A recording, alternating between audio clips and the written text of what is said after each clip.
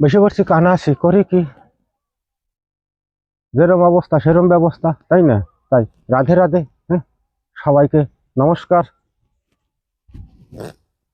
আর একটা যন্ত্র, ভয়ঙ্করের থেকে অতি ভয়ঙ্কর রোগ ব্যাধি বিনাশ করা যন্ত্র, মানে তার থেকে মুক্তি পাওয়ার যন্ত্র। রোগে কি করে? মানুষের ধরলে মানুষের বিনাশ করে। মানুষের কর্তব্য কি? ওই রোগরেই বিনাশ করে কি করে আমরা নিরোগ হয়ে জগতে বসবাস করতে পারবো।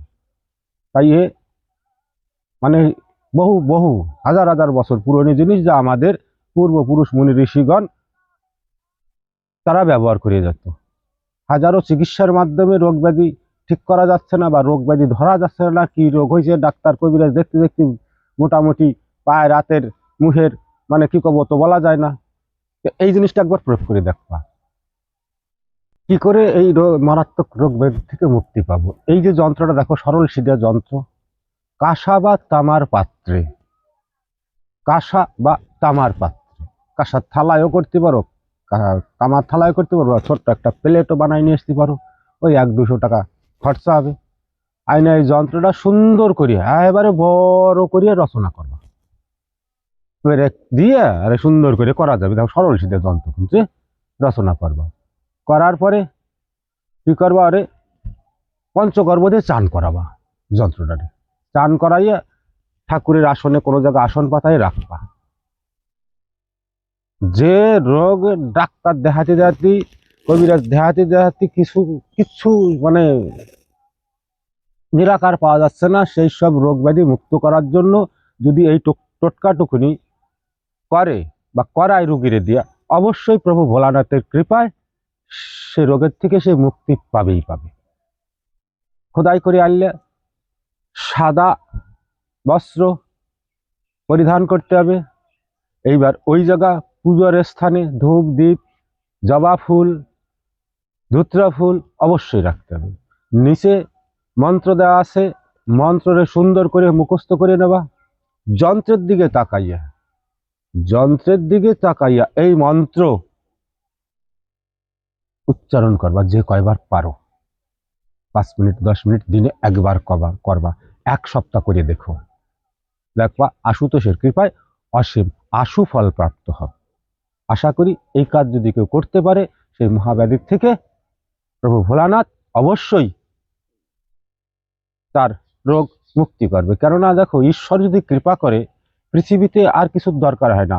আর ঈশ্বরে খালি মাঠের মশিয়া কোনো একটা উদ্দেশ্য কোনো কিছু না থাকলে বা খালি খালি দাপাইলে কাজ হয় না। তাই জন্য তাদের কিছু দেওয়া জিনিস আমাদের সামনে রাখিয়া বা ধারণ করিয়া ঈশ্বরের স্মরণ করলে, তাদের যে সূক্ষ্ম নাম আছে সেই নাম ধরে ডাকলে তারা কিন্তু ডাক শোনে। এই জীব জগতে মানব জাতিতে ডাক শুনুক বা না শুনুক, ভূত প্রেত পিশাচ দেব দৈত্য মানব পশু জিন পরিভূত, এদের ভক্তি বিনয় ভাবে তাদের যে চিত্র যন্ত্র মন্ত্র আছে, সেই মার্গ ধরে যদি তাদের ডাকা যায়, তারা অবশ্যই মানবের ডাক শোনে। কিন্তু আমাদের সেই মার্গটা ধরে নিয়ে চললে অবশ্যই তার থেকে মুক্তি পাবো। এ সুন্দর জিনিস। মারাত্মক থেকে অতি মারাত্মক রোগের থেকে মুক্তি পাওয়ার জন্য যা যাচ্ছ, দৌড়াচ্ছ হাসপাতালে, এদিকে ভর্তি থাকতেছ, ঘন্টার পর ঘন্টা কাটিয়ে যাচ্ছে, বাড়িতে একবার একটু করিয়া, একবার একটু করবা, খালি হাত জোর করে বলতেছে, একবার একটু করিয়া পরীক্ষা করে দেখ। পরীক্ষা না দিলে তো আর পাশ হওয়া যাবে না। করাই মানে পরীক্ষা, আর পরীক্ষা হলেই ব্যাস পাশ হয়ে যাব। ছোট্ট একটু কাজ। আর তামার বা পিতলের পাতের সুন্দর করে পেরেক দিয়ে বড় বড় করে যাতে দেখা যায়, চকচক করে, হ্যাঁ দূরত্ব দেখা যায়, এরকম বড় করে আঁকবা, খোদাই করে নিতে হবে। আর ওই জিনিস ঘরে থাকা মানে, এই জিনিস যদি ঘরে রেখে নিত্য ধূপ দ্বীপ দেয়, সেই ঘরের মধ্যে রোগ ব্যাধি প্রবেশ করবে না, এমন একটা জিনিস। এবার যার রোগ হয়েছে সে তার সামনে যাইয়া ডাক্তারের কাছে যাও, বারণ করবো না, কিন্তু এটাও করিয়ে দেখো। প্রভুর কৃপায় যদি তোমার লাখ লাখ টাকা হাজার হাজার টাকা বাঁচে যায়, 200 টাকা খরচা করিয়া, অতি উত্তম জিনিস।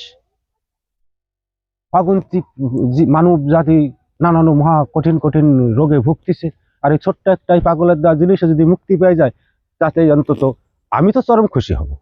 আর আমার পরমাত্মা পরমেশ্বর তিনিও খুশি হবে যে না, আমার মার্গে যেরকম ঈশ্বর প্রাপ্ত হইতে গেলে সাধন ভজনের মার্গ আলাদা আছে, ঈশ্বরের কৃপা লাভের মার্গ আলাদা, সবকিছুর মার্গ আলাদা আছে না? তাই রোগ ব্যাধিরও সব সমস্যার সমাধান আমাদের ঈশ্বর মার্গ আমাদের শাস্ত্র, পুরাণ, বেদ, তন্ত্রশাস্ত্র দিয়ে রাখছে। সেই রাস্তা অনুসারে যদি চলি তাহলে সর্ব সমস্যার থেকে আমরা সমাধান পেতে পারি। যন্ত্র লাস্টে, মন্ত্র যন্ত্রের নিচে থাকবে, মন্ত্রের পাশে থাকবে, মন্ত্রটা সুন্দর করে মুখস্থ করে নেওয়া, মুখস্থ করে নিয়ে তারপরে করে দেখো। সোম, মঙ্গল, শুক্র, বুধ এসব বারে শুরু করবা, একটা সপ্তাহ করো। আশুতোষ অবশ্যই কৃপা করবে, আর ওই ভয়ঙ্কর বেদির থেকে আমার সেই মা, মাসি, কাকা, খুড়ো, ভাই বোনেরা অবশ্যই মুক্ত হয়ে যাবে। জয় শিব, ওং শিব, নমঃ শিবায়।